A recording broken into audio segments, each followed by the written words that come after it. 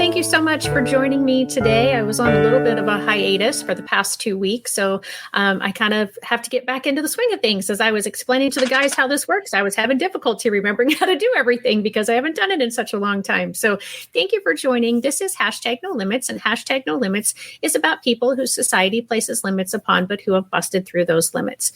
Ophelia says in Hamlet, "We know who we are, but not who we will be." And I believe that to be 100% true, and that there is no better example of that or more beautiful example than the caterpillar turning into the butterfly.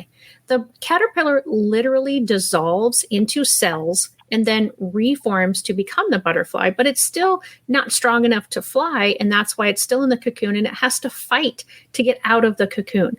I can't imagine that any of that is easy, and I imagine it honestly to be quite a struggle. But it's necessary in order for the beautiful butterfly to go all the places that it's supposed to go to and to soar above everything else in the world. And while that's not easy and it has a beautiful outcome, so often we see that same beauty when our members of our society are busting through those limits. And today I have two gentlemen, Cole and Mike from Mind's Eye Radio, and they're going to talk to us today about an adaptive sport. And I'm really excited because I watch this sport and I just get really involved in it and get really drawn into it. And so I hope that you as the audience will feel that way as well. For those of you who will only be listening to this as the podcast, you'll probably want to at least jump over to the YouTube video and watch the segments where I actually show some of the goal ball that we're going to talk about. So Cole and Mike, thank you very much for joining me today. Cole, go ahead and introduce yourself first, please. Hello, I'm Cole Pecky. I'm the Adaptive Athletics Coordinator here at Mind's Eye Radio. I've been here for almost a year, and I'm excited to be here. Thank you. Mike? Yeah, I'm Mike Curtis. I'm the Director of Special Initiatives at Mind's Eye. I've been with the organization for 8 years. Mind's Eye has 3 major programs: the radio reading service, hence our full name of Mind's Eye Radio. But we also have a full-fledged audio description program, both live and recorded, and then our adaptive athletics program. I'm fortunate enough to oversee a lot of those. Awesome. So, Mike, I'm going to put this question to you since you've been there the longer of the two of you. You gave a brief tidbit about Mind's Eye Radio, but can you kind of give the overall of all the services that are offered, or as many as you know about at least, and kind of what its purpose is, where it's located? Yeah. Mind's Eye, we're actually located in Belleville, Illinois, but we serve the greater St. Louis area, so most of Missouri, as well as parts of central Illinois up towards Springfield, Illinois, and the central part of the state. Pretty much anything south of the Chicago area, we have a footprint in.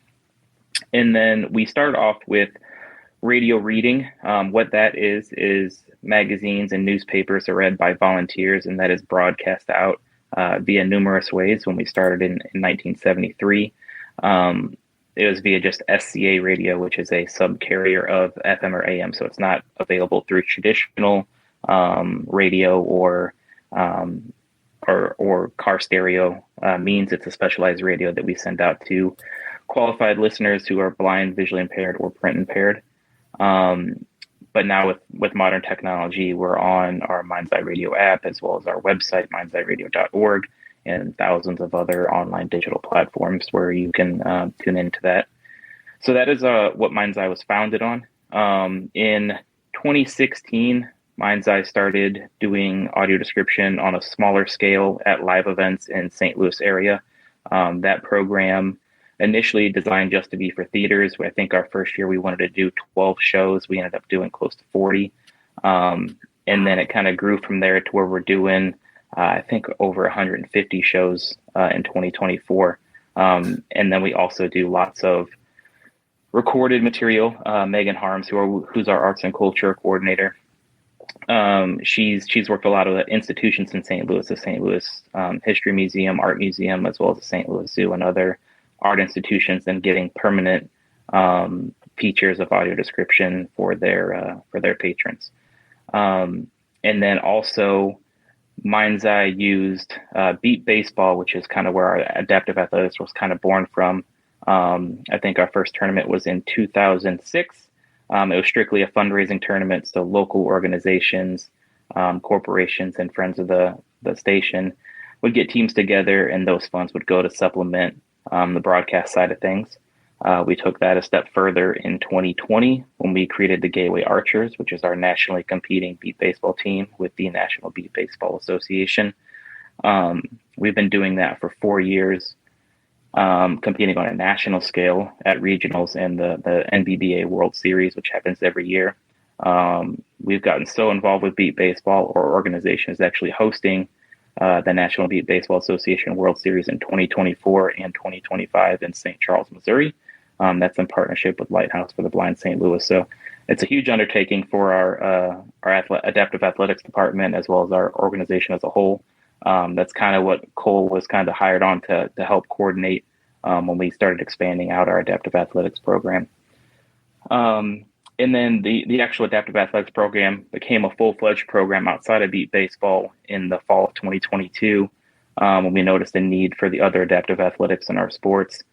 We wanted to keep it primarily team focused because anybody who has a visual impairment, even if they go to a specialized school for the blind or visually impaired, after they graduate, team sports kind of goes away. There's still individual things they could do like running or swimming or weightlifting or fundamental fitness, but team sports is something that's really not accessible to a lot of folks after they graduate school.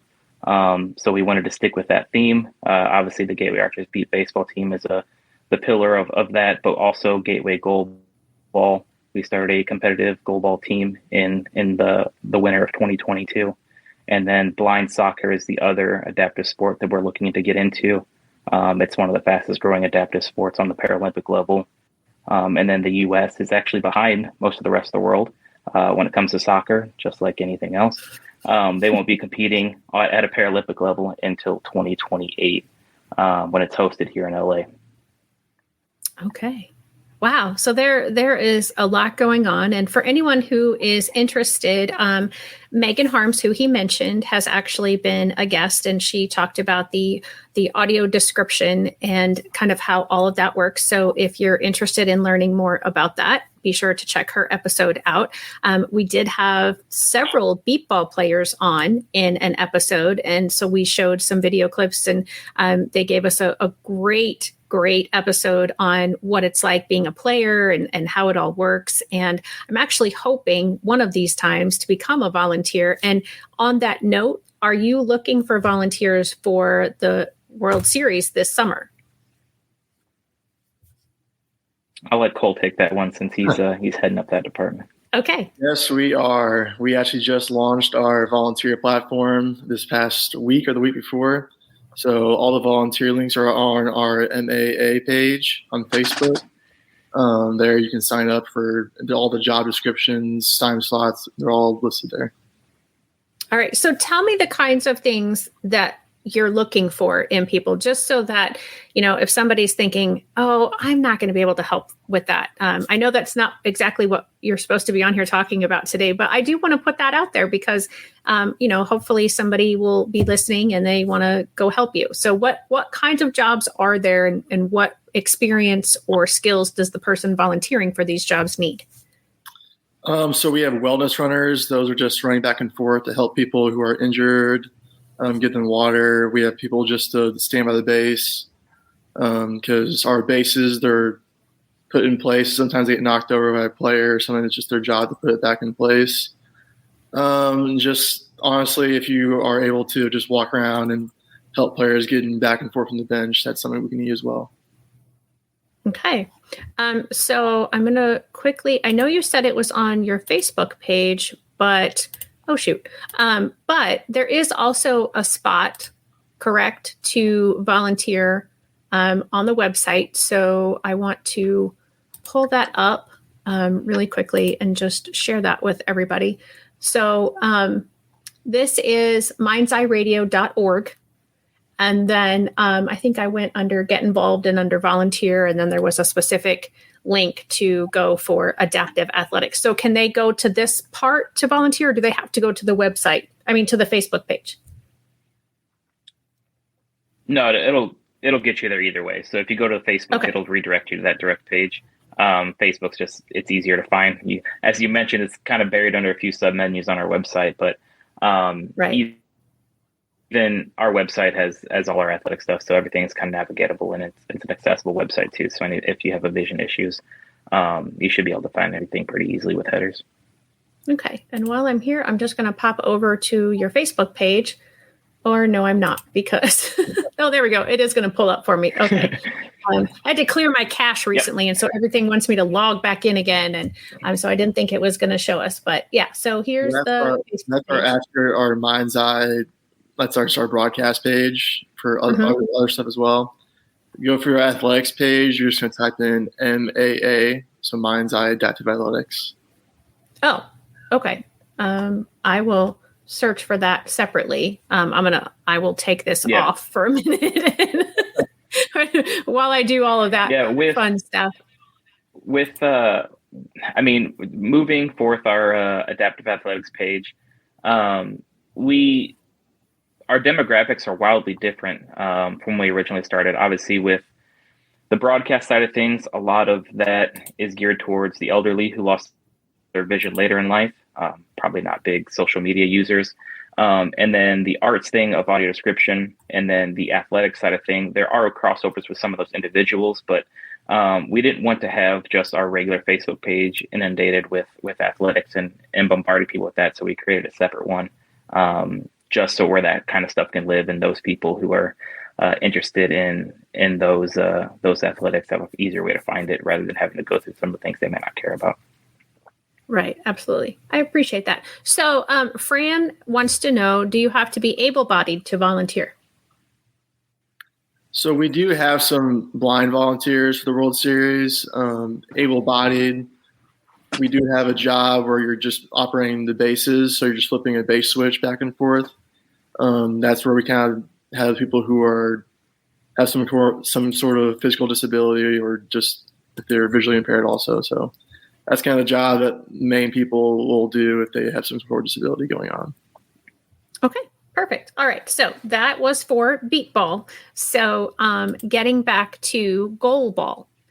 So tell us a little bit, and I don't know which one of you to address this question to. I'm thinking Cole, but I might be wrong. So which one of you wants to talk about goal ball and exactly what that is?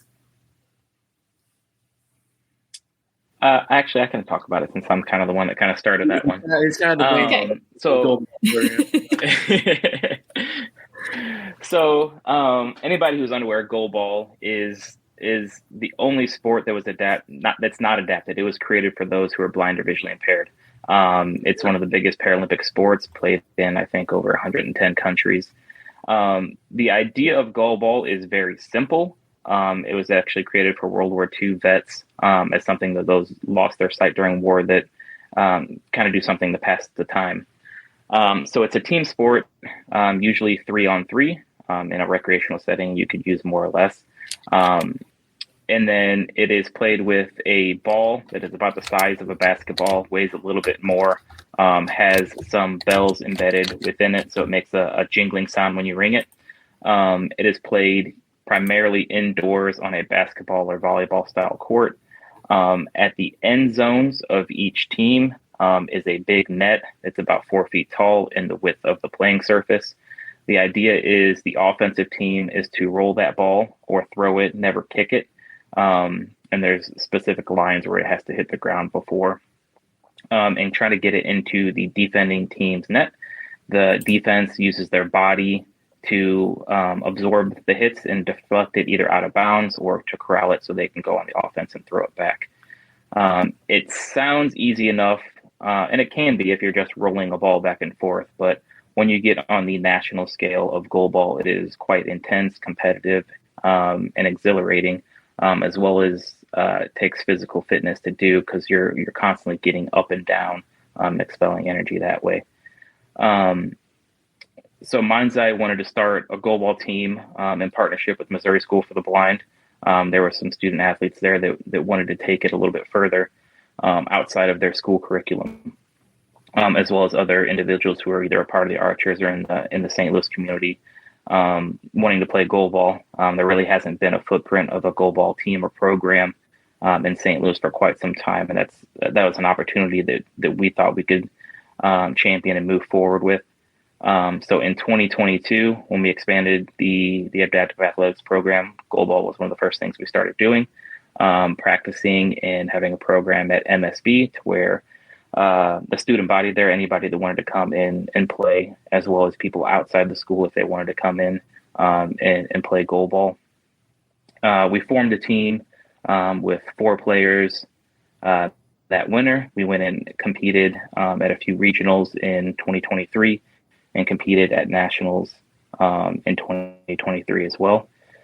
In 2024, we realized we not necessarily overstepped, but we kind of rushed into doing goalball. We wanted to treat it the same level as we did our Gateway Archers program, which is a good thing because it's very ambitious, but we realized we probably need to create a more solid footprint in a grassroots program here in St. Louis before we start doing things more on a national scale the way that we like to. So now we're just doing adaptive athletic days to where anybody can come try goalball as well as blind soccer, and then starting a program at MSB later this winter to build up those skills to, again, create a competitive team to compete on a national scale. The next 2 years with the NBBA World Series being in St. Louis, a lot of our athletic efforts are being put towards that to make those events successful.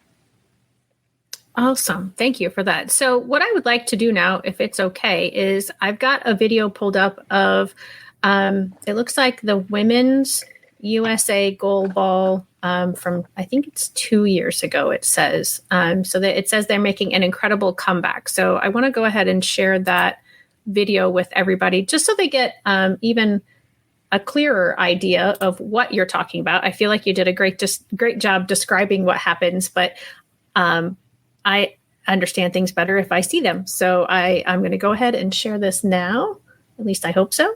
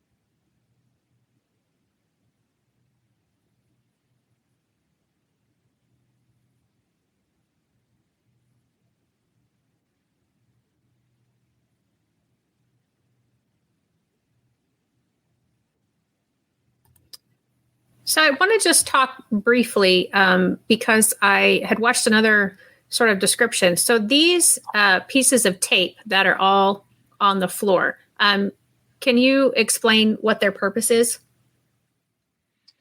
Yeah, each zone is around 3 meters in length across the court. So that's each side of the court essentially divided into thirds.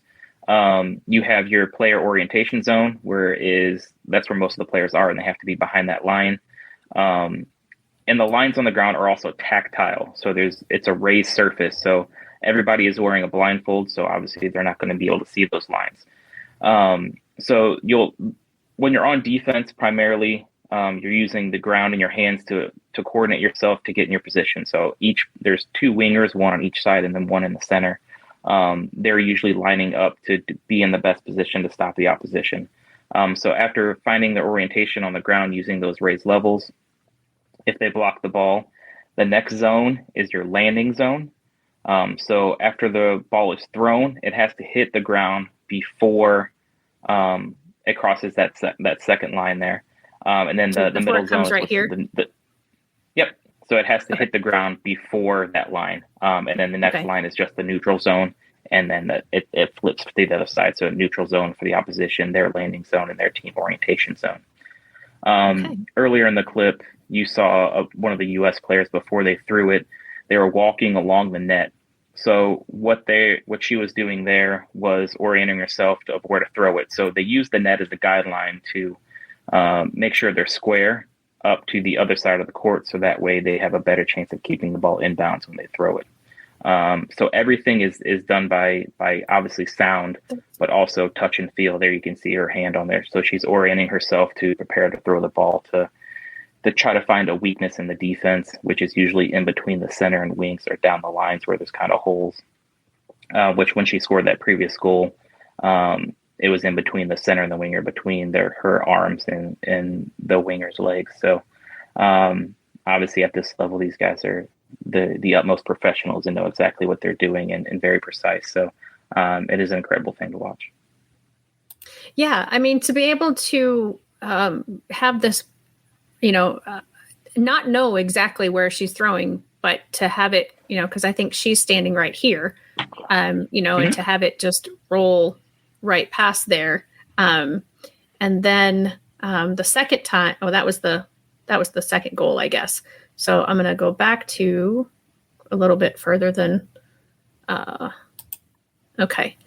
So, because the way that I had seen in the game that I had watched, and in this one, when the person from the USA throws it, is very different than the person from Brazil throws it. So I'm hoping that this will show me, or show the audience here, how the people from Brazil.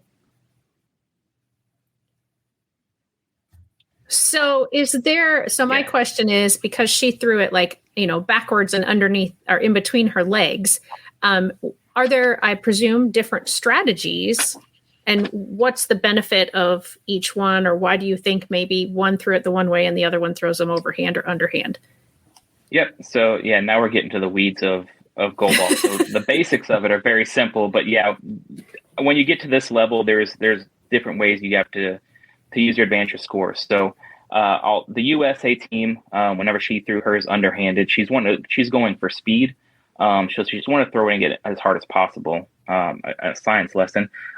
If you can throw it the right way, the bells will spin along the inside of the rim of the ball, which means they won't make any noise at all. So the longer you can keep that inertia up, the less time the defense has to track the sound of the bells. They're all really just going off the sound of the ball hitting the ground.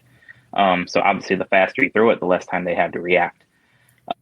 And then on Brazil's side of the thing, they were going for more of a bounce ball. So the more that ball bounces, the more unpredictable it is when it actually hits somebody. So if it's hitting a person at a different angle, it could bounce right in front of where they think it's going to be and maybe bounce over their legs and then get into the net that way.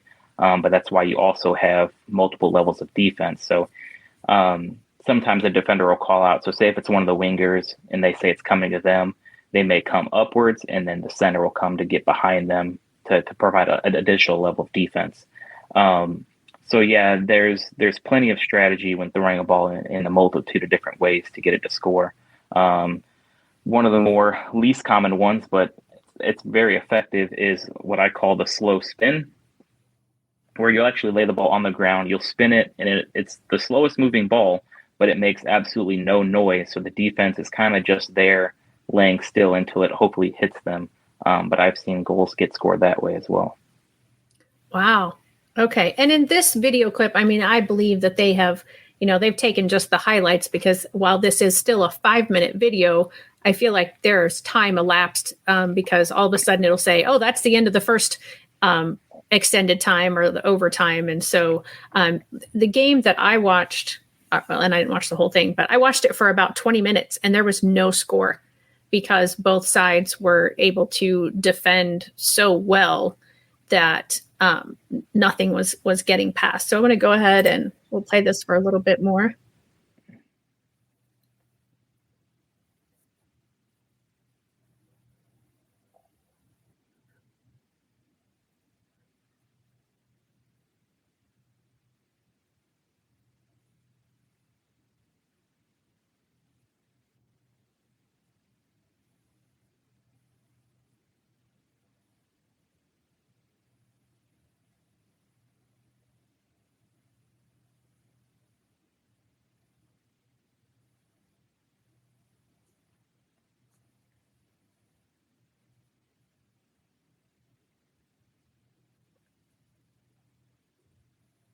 Oops.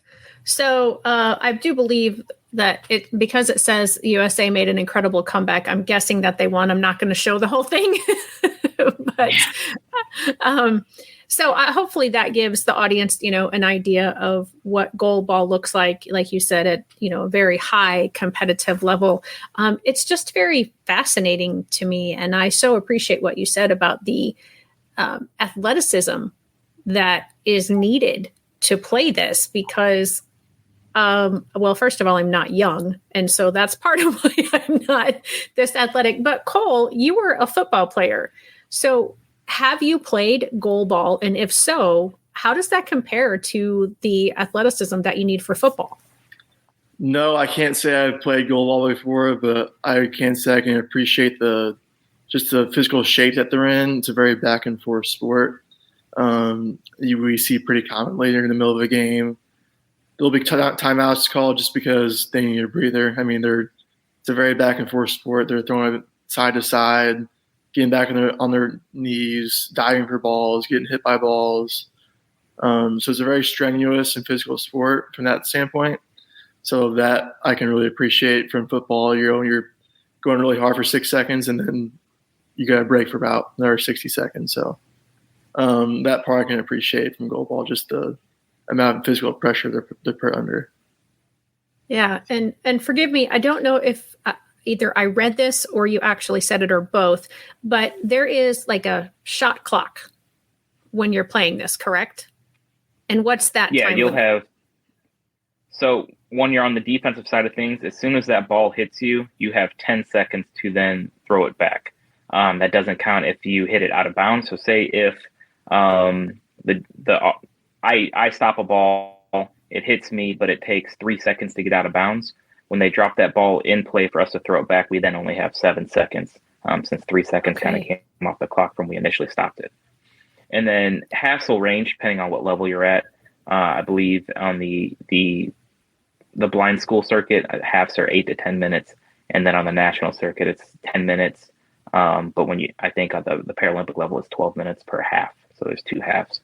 And then after you get past the overtime, in that video, I believe that they go to shootouts, which is essentially just one-on-one, just like in soccer, where you have an offensive player kicking to the 1%. You only have one person defending, and you're alternating throws. Wow. So, yeah, I mean, I find it very fascinating and very exciting and very intense, as we just mentioned, just the level of fitness that the players at this level have to have. So you were saying that your players aren't quite there yet because you still have a fairly new program. And I did want to pull up, let's see. So that was the volunteer. So let me go here. I'm trying to get to so I just want to share the website again for your goalball program. So how many people, go ahead. Yeah, so I was going to say the photo that's at the top there was we had an event and that was put on by New View, Oklahoma. Those are the gentlemen in the black and red jerseys. They hosted a tournament for us where our team, pictured there is Liam, Caleb, and Braxton, got to compete. So Caleb and Braxton are students of Missouri School for the Blind and play for their team. And this was an extension of that. Liam is involved in all 3 of our programs. He's a part of the Gateway Archers Beat baseball program, the goalball team, and then our blind soccer program. He's one of the few individuals on that team as well. Okay. So when people play goalball, whether they are with your program or with the program that we saw before with the USA and Brazil, everybody has to wear the mask. So correct. Myself, I wear glasses, but I mean, I'm not, my vision isn't legally blind.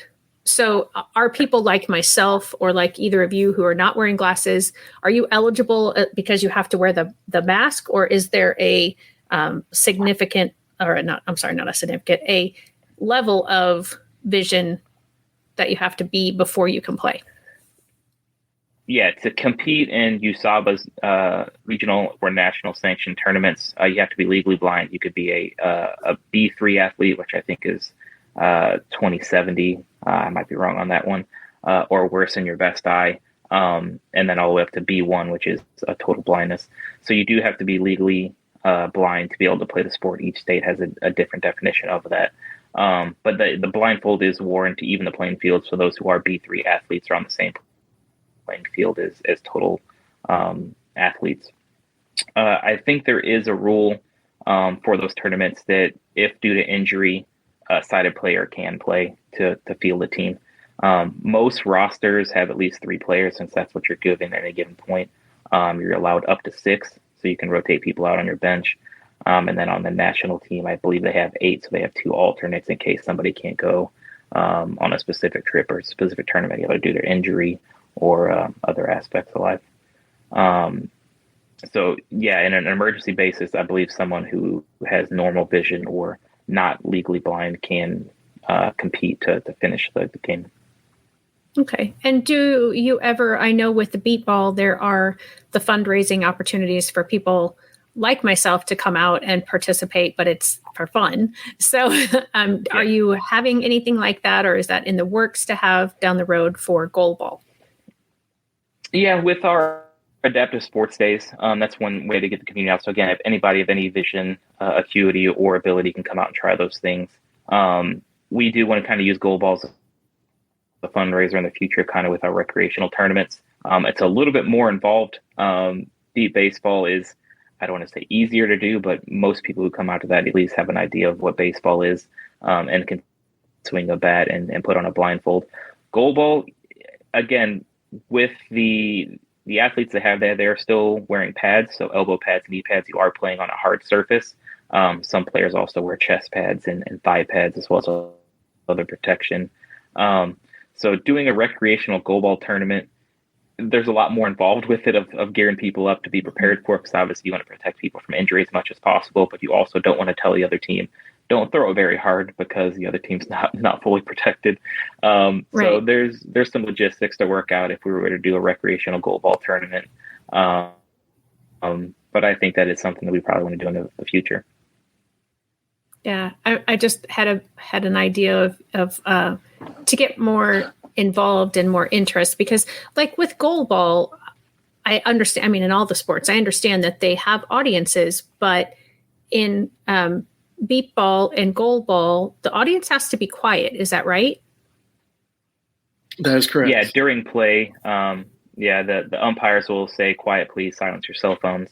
After a goal is scored, you're able to cheer and things like that, but or run and beat baseball. But yeah, as when play is going on, the crowd needs to be silent, which anybody who's never attended a game like that in person, it's shocking, because the first thing you want to do when a good play is made is cheer as loud as possible, but you got to refrain yourself a little bit from that. Yeah. The reason I kind of sidestepped there is because the thought that I had was like you going out and doing demonstrations at schools. But then I was like, you're never going to get kids to be quiet. Because they might be quiet when you say quiet, please. But then, like you said, when there's a good play made, they're not going to be able to hold themselves quiet, probably. Yeah, and then demonstrations are something we do primarily with our beat baseball program. We actually just did probably 3 within the last 2 weeks. I just did an elementary school this past Friday, and I did a Children's Vision Summit in Jefferson City on Saturday. The elementary schools are always fun because you do have to teach them, and they say they get it, but then when things start getting hectic and their friend makes a hit, everybody starts cheering when they're supposed to be quiet. So it's definitely a learning experience, but demonstrations and educating the general public about adaptive sports is one of the aspects of running this program. I think is the most important, as important as the athletes who get to play them, and the opportunity to do team sports for the visually impaired athletes. Me getting to teach other people about these sports is just as enjoyable. Yeah. So Cole, you've not had a lot to say. So tell us, more about what your role is exactly, and like how you're incorporating everything about all these adaptive sports. So my job is really just to handle the on-field logistics as well as helping with the volunteer efforts. I've also done some demonstrations as well. We just had a beat ball demo with Delta Gamma Center, which is a low vision center for young children. So I've been doing that and just kind of helping the volunteer efforts for the World Series, helping the on-field logistics for that event, make sure it runs smoothly. Just assisting Mike and Jason with anything they need. And Jason would be Jason Frazier? Correct. Okay. He was also on. So I must really appreciate what you're doing, because I keep having different people from your organization on. And it's true. I really do. I really appreciate all the different opportunities that you are offering. And I think it must be, as you just said, you went to, you've been to some elementary schools and you went to the primary centers. It has to be, I think, encouraging for people with low vision or legally blind or totally blind to know that these kind of opportunities are out there. What sort of feedback have you gotten from when you've gone out and done these presentations, or from just society at large? Well, I think it's important just because some of these kids, they just now realize at a young age that their vision is low and they can't participate in all these other sports that their friends are participating in. So just giving them the outlet that they can participate in team sports and that there is something for them to do, not just sit at home and be sad they can't participate in sports like their friends can. Yeah. Mike, do you have something to add to that? You just kind of look like you wanted to say something. So if you don't. Yeah. I just have examples now, especially recently. So even those who are visually impaired, so we do our demonstrations and our program at Missouri School for the Blind. There are kids that go to that school that have other disabilities besides their vision impairment, that they can't play competitive goalball even just because of their visual impairment, because of other disabilities. Even our program, they can at least try it out and do stuff that their friends that even go to the School for the Blind do that they're not able to. So even on that scale of helping those individuals do something that they don't normally get to do is pretty incredible.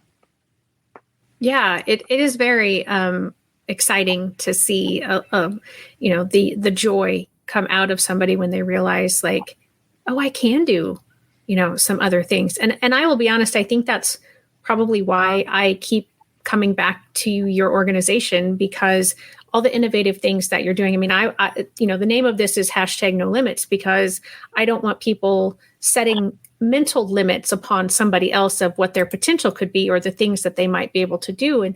And I can't remember if I had the St. Louis Blues Blind Hockey League first, or if it was someone from your organization first. But either way, all of the things that both organizations are doing, I had placed those limits without realizing that I had done that. Like, oh, well, yeah, if you're blind, no, you're not going to be able to play baseball or play soccer. So I'm really curious, and I hope you don't mind if we kind of pivot a little bit here in a few minutes to the blind soccer, because I am interested in learning more about that. But I mean, it's just it's incredible, all the things that we are able to do. And when it comes to vision impairment, that's the largest disability category for the entire world's population. Is that correct? Do you know that for certain? I can't say that for certain, but sure, that sounds right. I thought someone else had told me that I don't remember if it was your organization or. It sounds about right.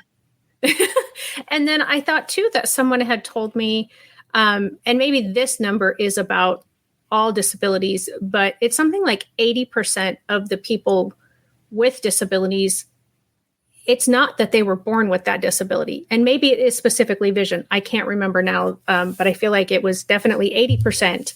And so, for all of us who are not living with a disability at this moment, that doesn't mean that next week, next year, 10 years from now, we're not going to be someone with a disability. And so to have all these different programs available and to know that there are constantly things being thought up, invented, science breakthroughs, medical breakthroughs, and technologies, that's so exciting to me to know that this #NoLimits idea is even much larger than I thought when I came up with the idea.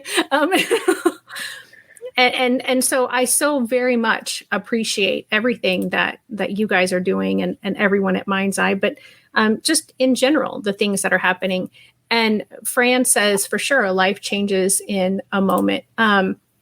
So is there anything else about goalball? And then I want to switch over to blind soccer. I don't think so. No, not that I can think of right now. I mean, goalball it's in a weird place in the U.S. Even with the short time that we've kind of been involved in that landscape, it seems like it's taken a small step backwards. There are less regional tournaments than there were the previous year. And then nationals is still something that's happening.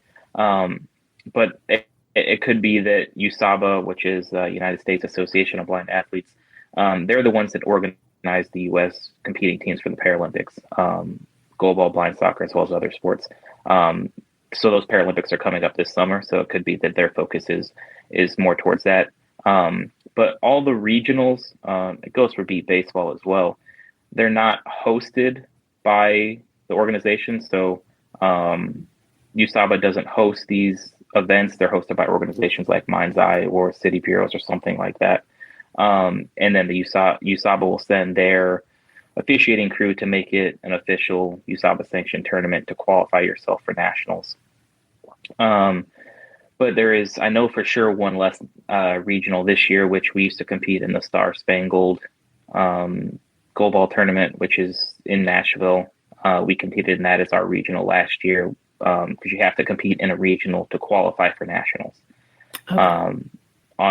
And then, so any regionals, they're usually on, for the Midwest, that was the premier one because it's drivable for most of the places in the Midwest. The other one kind of on the coast of New Jersey, down in Georgia. I think there's one in Washington and one in Arizona.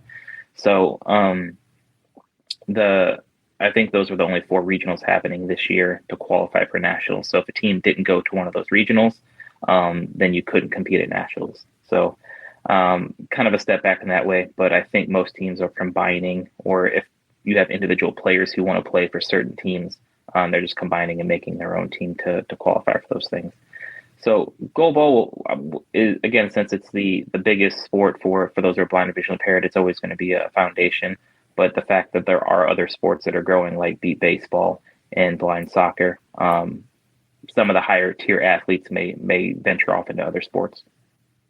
Okay. So one of the and I'm going to assume that this is going to happen with blind soccer, but one of the common threads between all the sports is that the ball makes some kind of noise. So with goalball, it was a bell. With beat ball, it beeps. So what does it do in soccer? So soccer, it's the same size as a soccer ball, but inside either 6 or 8 of the little patches on the outside of it has rattles in there. So some of those have pockets of steel ball bearings, so it makes a rattling noise more than a jingling noise like a goalball or a mechanical beep like a beat baseball. So a little bit quieter than the other two, but still well enough to make plenty of noise if you're kicking it around. So do you want me to go into more detail about how blind soccer works? Yep, might as well. So blind soccer's or they're called, it's 5-a-side soccer. So it's 5-on-5, discounting the goalkeeper. So technically it's 4-on-4. So it's played on a much smaller scale field. And then it is also played with boards on the side walls. They do that, one, to keep the ball in bounds more. It is open at the goalkeeper's ends, so it can get kicked out of bounds there. But goalball, as well as beat baseball, require sighted assistance. So the goalkeepers are sighted players, and then you also have a sighted offensive coach who is behind the opponent's net to kind of give indication on kind of where to kick the ball and kind of move up and down the field. And then you have your midfield coach, which is usually like your head coach, shouting directions to the players from the sidelines. So all these players, you have 4-on-4 players, you have your 2 coaches, you have your goalkeeper, defensive coach. It is the loudest sport for those who are visually impaired and using their ears that I've ever played with. It is also probably the most physical sport that I've seen. As much as we talked about physicality of goalball, that's more of individual physicality, whereas this one, you're It's almost like a mixture of hockey where you're body checking people and using the boards and your momentum and inertia and body weight and muscle to physically get the ball around individuals, as well as the athleticism to dribble around them and kick the ball into the net. So it's again, very competitive, smaller on the national scale. I think there's only 40 teams that compete right now, but that number is growing significantly. So, Cole, how do you participate with the blind soccer at this point, or are you able to? I'm not able to currently. I'm more focused on the beat ball and goal ball aspects of our organization. Our blind soccer sector kind of is fairly new, and when I say fairly new, it's very new. We're developing it. We currently have a blind soccer player on our beat ball team, so we're kind of just going to take that and kind of run with it.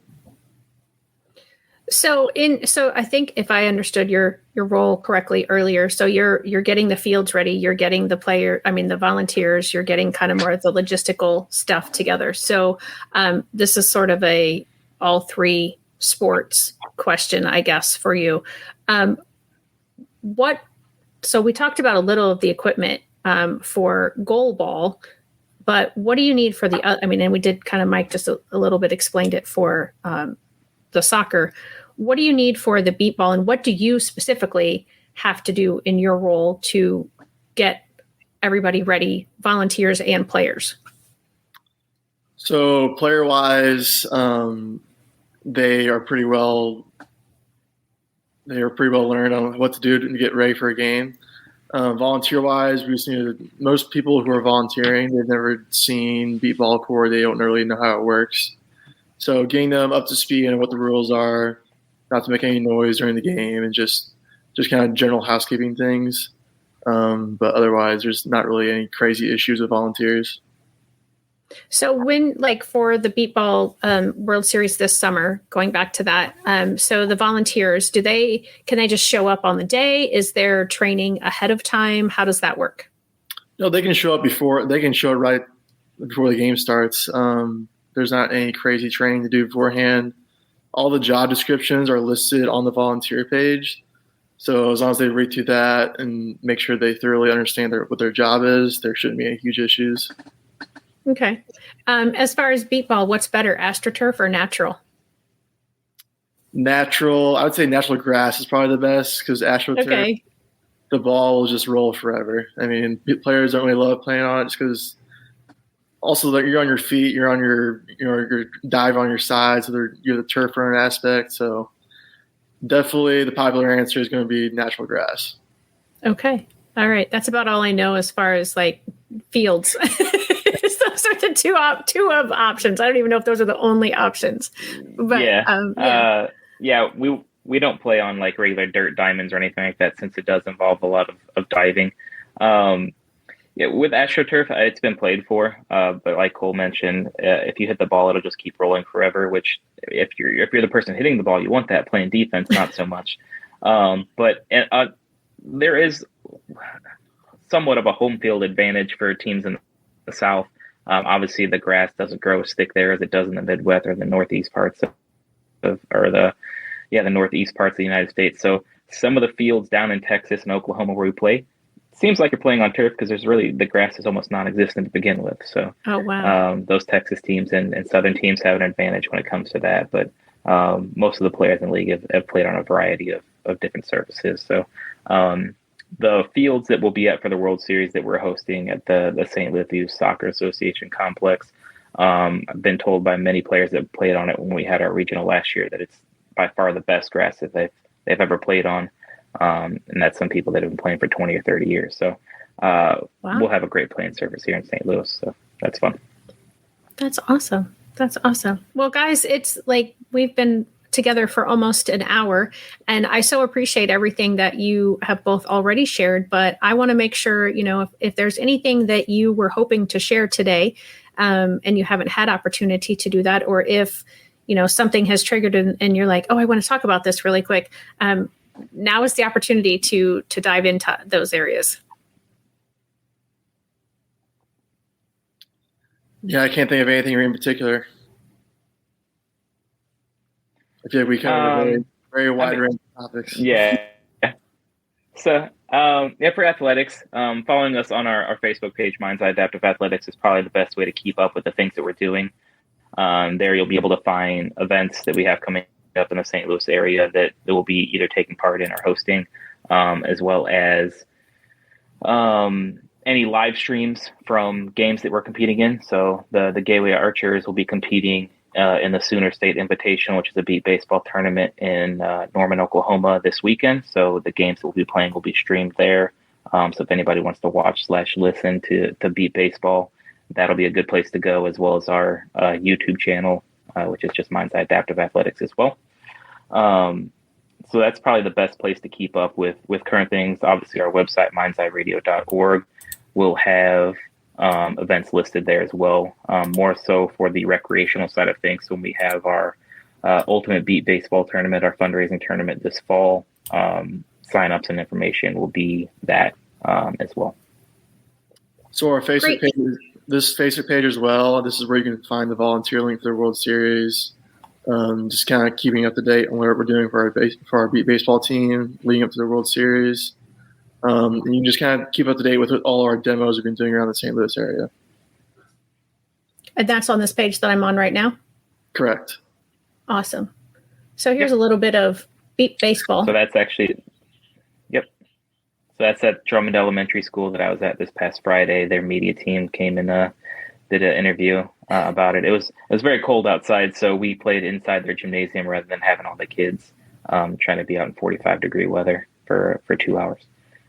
Yeah, that's probably a smart idea. And so I did just kind of want to point out that the first batter ran over here, and then the second batter, well, I don't know if it was the second batter, but the second one in this video ran to the other side. And so it's not always, just as a reminder, it's not always that you go first base, second base, third base. There is no second base, correct?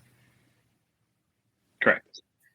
And so, yeah, sometime, and it depends on the sound as to once you hit the ball, you have to listen for the sound to know whether you're supposed to run towards first or third. Is that right? Correct. That is where the base operator comes into play. The base operator will just flip a switch, they'll either flip first or third base, and that will sound the bases off. So how did the kids react? Sorry, I hadn't seen this video before. Now I'm curious. So how did the kids react to this whole activity? It looks like they're happy.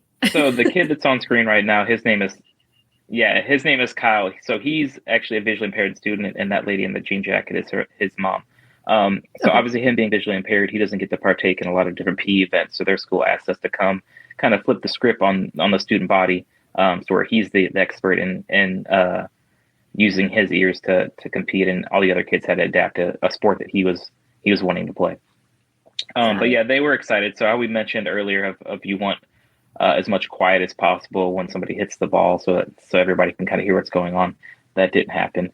But that's also part of the fun. So it's an educational thing, but it's kind of hard to tell a kid to not be excited when something fun happens. But yeah, that demonstration. So I think that was a third grade class. So we've run the gamut on demonstrations. So we've done as young as 3, 4, and 5 in beginning elementary school.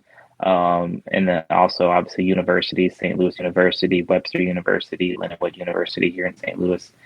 We all have good partnerships and usually do a demonstration there once a year for most of those schools. And then also there's a photo on the left. The Battle for Illinois we actually have coming up on May 18th against the Chicago Comets. So that'll actually be in Springfield, Illinois, which is kind of like that.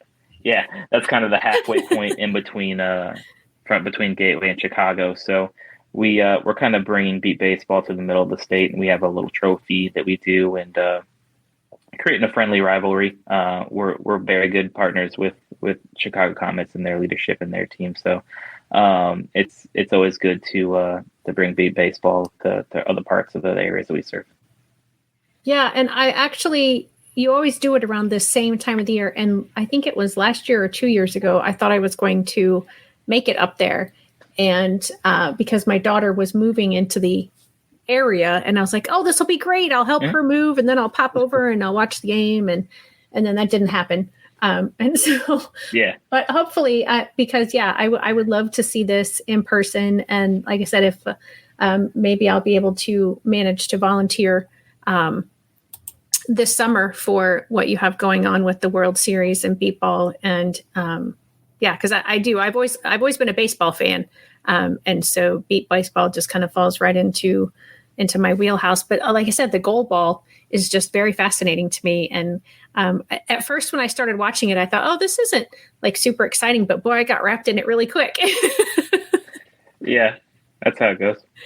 Yeah. All right. Well, guys, thank you so much for joining me today and for giving up your time today, and just for everything that you're doing with beep ball and goal ball and blind soccer and just everything at Mind's Eye. I mean, it really, Mind's Eye Radio is such a great organization. And I hope that, this is able to get more people aware of what you all are doing there, and, give more people that joy of being able to access things that they didn't know they could access, or to participate in sports when they didn't know they could. So thank you guys so much again. And I will see you all next time.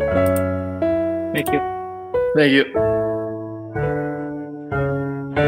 Hey, parents and teachers, are you tired of IEP meetings that feel like a battle? Let's put an end to the tension and create a collaborative, calm, and respectful environment together. Shelley Keno, your go-to IEP consultant, can transform your meetings into positive and productive experiences.